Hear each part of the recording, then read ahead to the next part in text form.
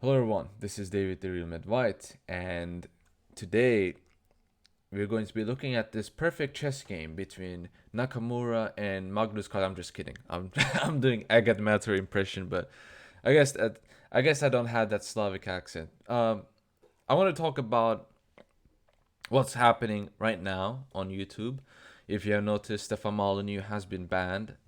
Jared Taylor's American Renaissance has also been banned, but I guess that's not surprising. But we're seeing Reddit also banning subreddits that are offensive, basically, and a whole bunch of stuff.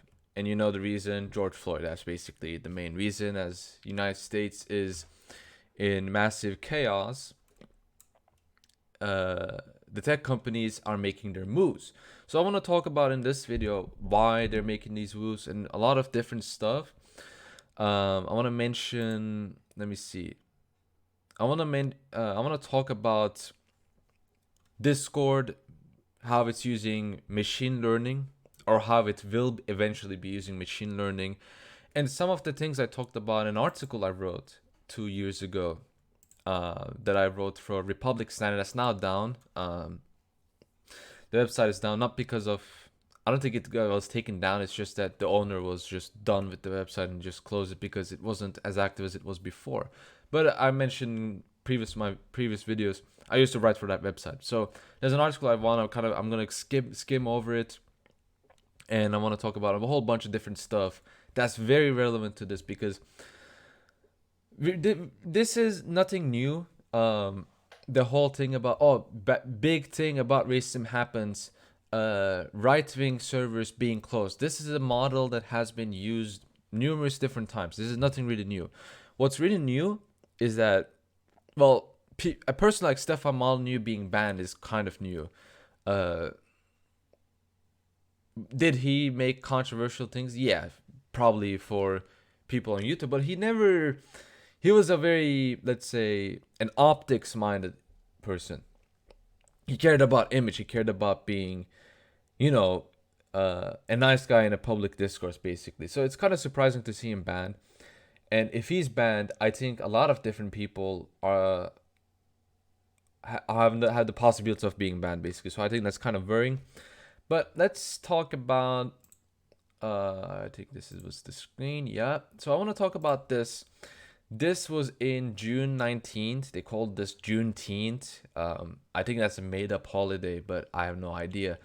I don't know much about that kind of stuff. But so this whole article is just blah, blah, blah. This is how Discord is going to combat hate is important. Now, if you don't know what Discord is a I guess it's like a chatting. It's like IRS, but way better. I think that's a good way to explain for those who still don't know what it is. But it's a popular platform. People are using it right now. And two things are very important to highlight. So he says that Discord is going to take a third party audit by an organization active in researching the spread of hate and racism to observe how Discord works. Now, in my article, I mentioned how Discord and I believe either SPLC or ADL are partners with Discord. So it's probably going to be one of those two. And this is more important because this gets into machine learning.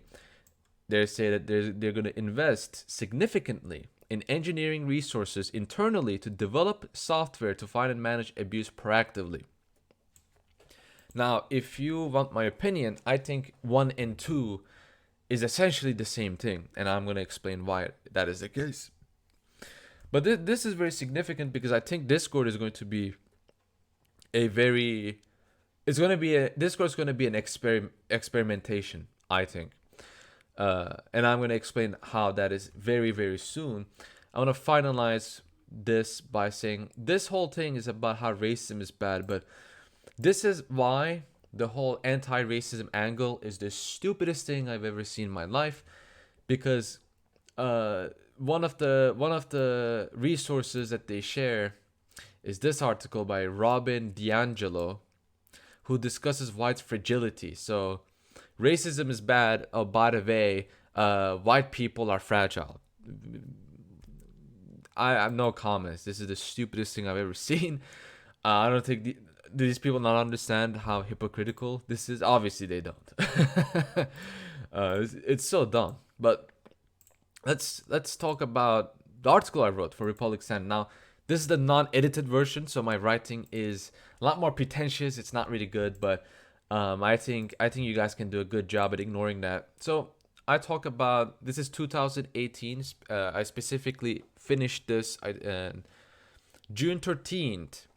So actually, 2 years ago, I finished this article, and I predicted some of the stuff. And I don't think these were like hardcore predictions. I think these were kind of easy to see, but I'm gonna review the article, skim it through. So I talk about countries like Latvia taking action against hate speech. I'm gonna talk about my views on hate speech and how it's weaponized, but I talk about big data, two big concepts: keyword analytics and data mining. Keep these in mind. It's gonna be relevant. The first major thing is that James O'Keefe, in one of his videos, showcases that one of the Twitter engineers, claimed that the US government pressures Twitter to ban certain celebrities such as Julian Assange. Now, this is very interesting because it showcases to us that the American government does try or can interfere with what Twitter does.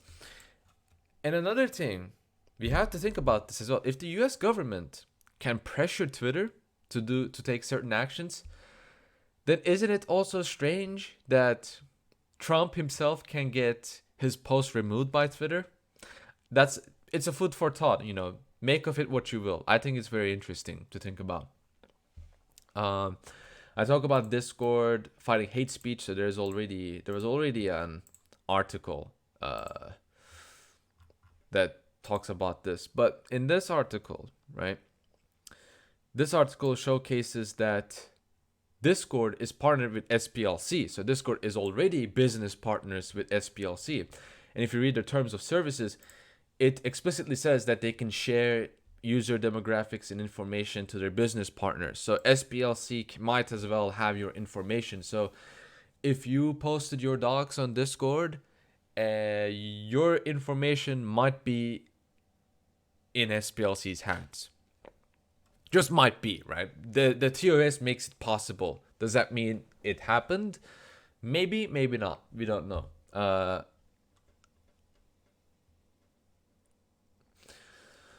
So there's the other stuff as well. This is very crucial. So 4 months ago, basically 4 months ago, basically, ADL released a video about their new tool to fight online hate, right? The Anti-Defamation League, supposedly. The so-called Anti-Defamation League claims that the learning model is 78% to 85% accurate. Now, this is what ADL themselves say. Maybe they're lying, maybe they're making this up, or maybe they aren't. But another food for thought. So this whole idea of using algorithms to detect hate speech has already been in development 2 years ago. And you can find, and they themselves admit it. So when we look at Discord saying making software to detect hate speech, that might as well just mean that they're going to work with the ADL and just going to use their software, and they talk about making it open source so other groups can use that software. Again, I will not be surprised if that software comes into fruition and it turns out that it was from the ADL, because ADL themselves, again, said that they made this tool and it's already this accurate, supposedly, again. Another thing I talk about is keyword analytics. That's probably going to be the way they're going to find people. Certain keywords that you're going to be using is going to be used to detect whatever you're saying is, whether it's hate speech or not, right? And, right-wing lingo, Groyper, whatever. It's easy to detect, those kinds of groups with those machine learning techniques and softwares and programs. So, again, all of this stuff is big food for thought. And some of you might not have known this. This is why I'm highlighting it. And And yeah, so what my prediction is, what I think is going to happen is in a couple of years, right? I don't think this will happen instantaneously right now. I think there's going to be other stuff that's going to happen, but I think in a couple of years, this might be maybe in either 2020. If Trump gets reelected, I think this might really kick off in 2024 and thereabouts. But the way it's going to be done, I think, is again keyword analytics. If you look at Amazon, they look at the keywords you use on Facebook, right? Advertisements, they use the keywords that you use on Facebook, Google, and whatever. And then you go to Amazon, you're looking for a product to buy, and based on the keywords that you use on Google, it'll come up, it'll show you a product that you might be interested in, right? So if you constantly search on Google church father books and you go to Amazon, you're going to be recommended church father books, even if you never searched it on Amazon. To my knowledge, I might be 100% off there, but that's my experience. That's the experience of other people that I've seen. Let me show my beautiful face. There we go. So that's the experience that I've seen going on. I don't know if you can hear the call to prayer right now, the Ezan, but I'll keep on going. So, what about hate speech, right? So this is going to be about the concept of hate speech and what my comment is, and it's nothing really special. It's something that you probably heard it to death before, but I want to kind of get to it in a different angle. So I think when we look at words like hate speech or capitalism, socialism, whatnot, or racism, I think the common thing that binds all of these terms is that they're vague, they're subjective, they're incredibly subjective. Not compared to other words, they're incredibly subjective. And what's the idea behind it? Well, I'll give you an example. So, for example, let's say that you're against capitalism, and whatever capitalism is you made up in your mind, that is what you're against, okay? Let's say you're against that, and then you see an article written by someone, and they say, here is reasons why capitalism, the traditional family structure, the patriarchal family structure is capitalism, right? And you're like against capitalism, so you're like, okay, let's see, but you don't have any opinions about the family structure, so you read that article, and the article is likewise vague. So what's happening here is that this is a literary technique. Many writers use this in literature. Many examples, literary examples of this. If you have a deliberately vague writing that can hold multiple interpretations, many people reading that will come up with their own interpretations. So you can read something and another person can read the same thing, and you might come up with an entirely different view, right? One of them can read it and say, this is fucking retarded. The other can read it and say, oh, this confirms what I say, is basically what I believe in, blah, blah, blah. And so what I'm getting at here is, with an article like that, for example, the anti-capitalist is going to be like, oh, he's going to look at the arguments and he's going to interpret them in his own image, in his own mind, and he's going to say, yeah, this makes sense, right? That this is why I hate the family structure now, even though actually he made the argument on his own. And again, this is a literary technique, deliberately vague passages, so that you can construct the world on your mind. Many books use this technique. This is incredibly vital, I think. This is why a lot of those key terms are deliberately vague and subjective. Because, for example, the word racist, what does it exactly mean? Well, some people have technical definitions, some people have basic definitions. If you lined 5 people together and you asked them what the word meant, and you wanted them to be very precise about it, right, like incredibly precise, you're going to have 5 different interpretations. One of them is going to say, well, racism is believing believing the idea that racism even exists. And another person is going to say, well, racism is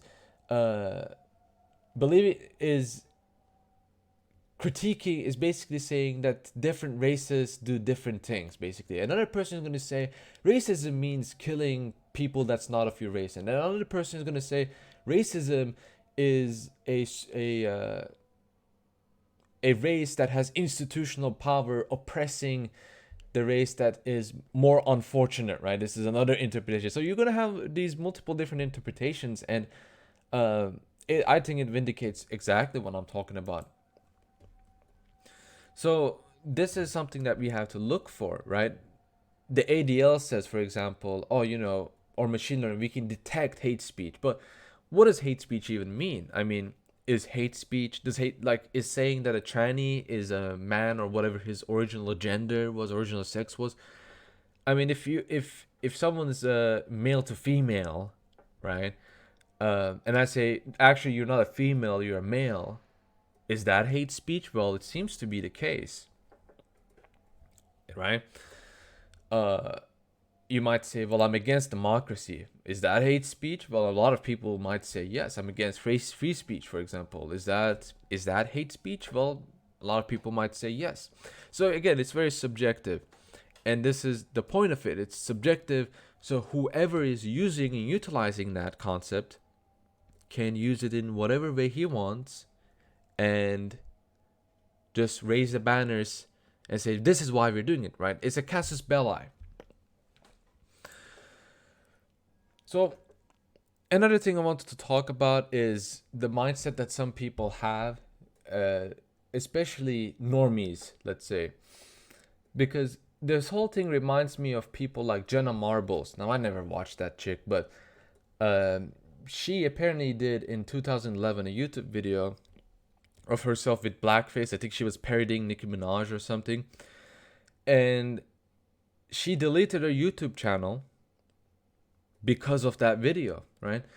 And it kind of highlights that, in this relativistic worldview, whatever you say today, 10 years later, you might just get screwed over. Even though at the time it was completely fine and everyone was fine with it.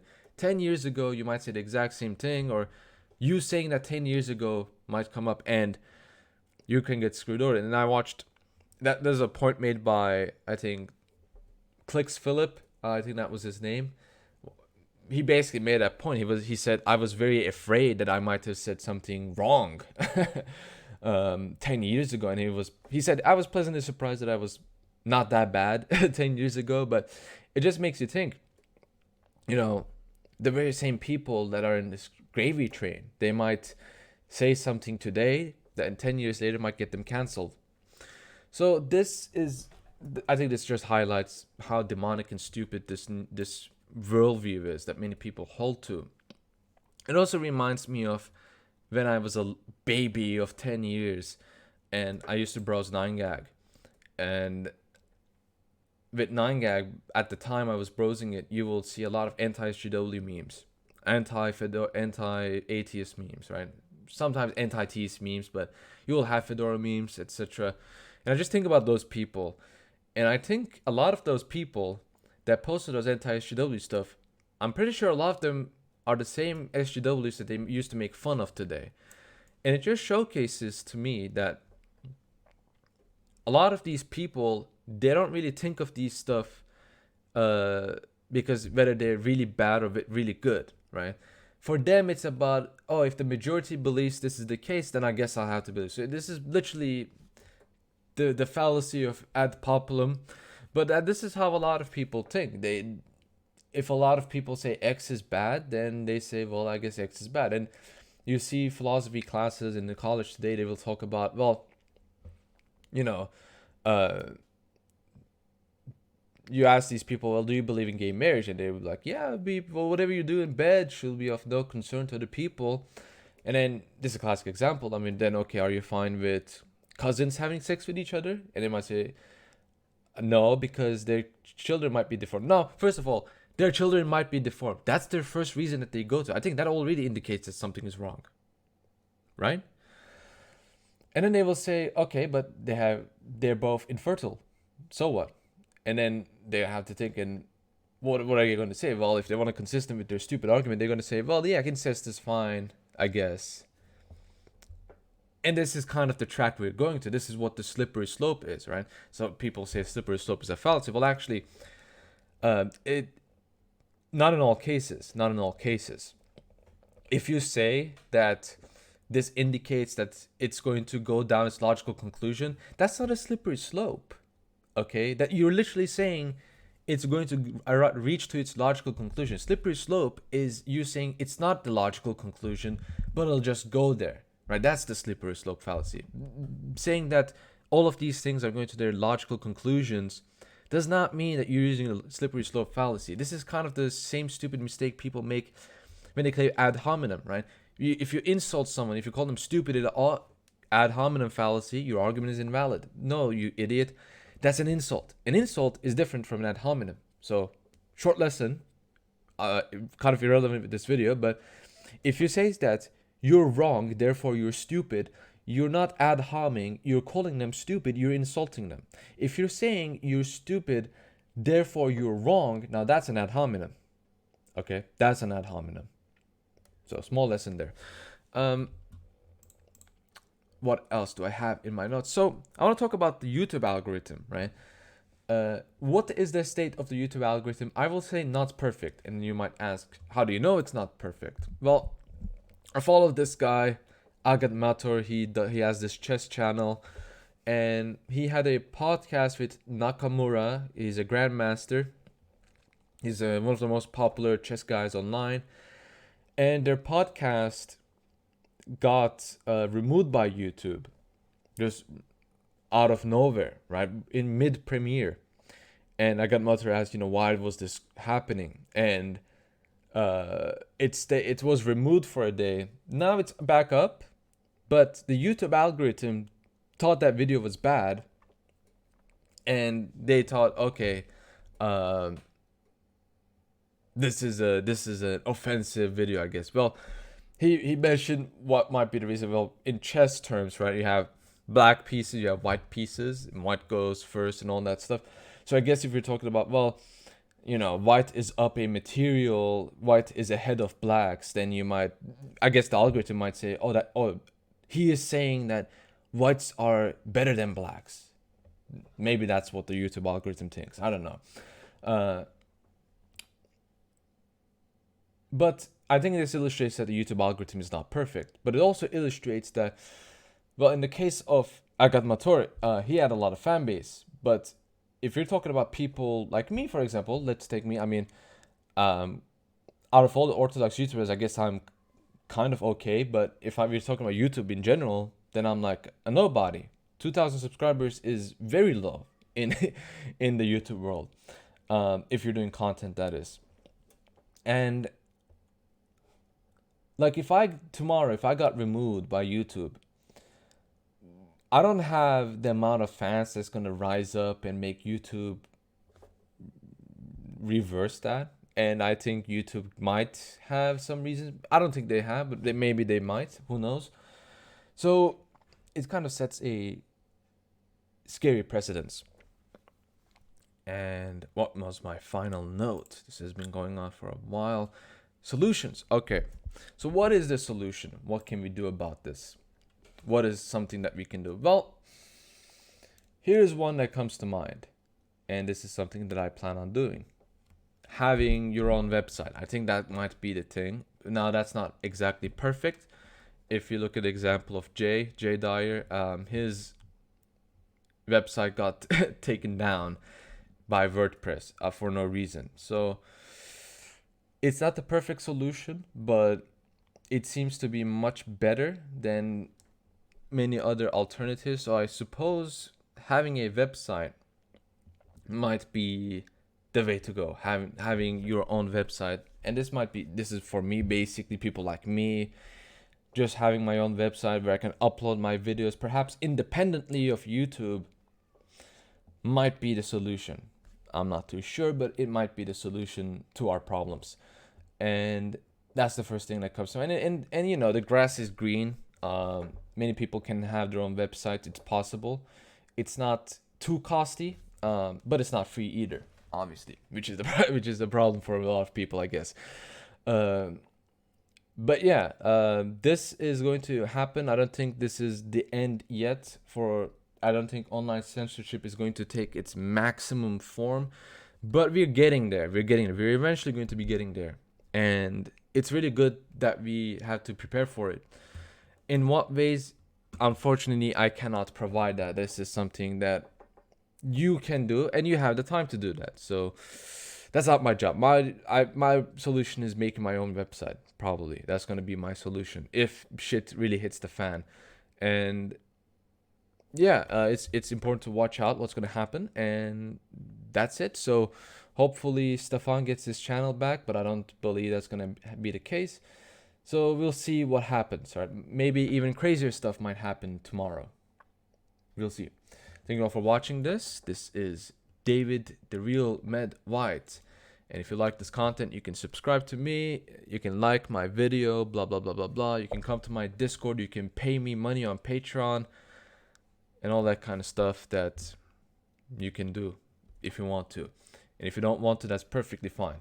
It's not perfectly fine, but give me money.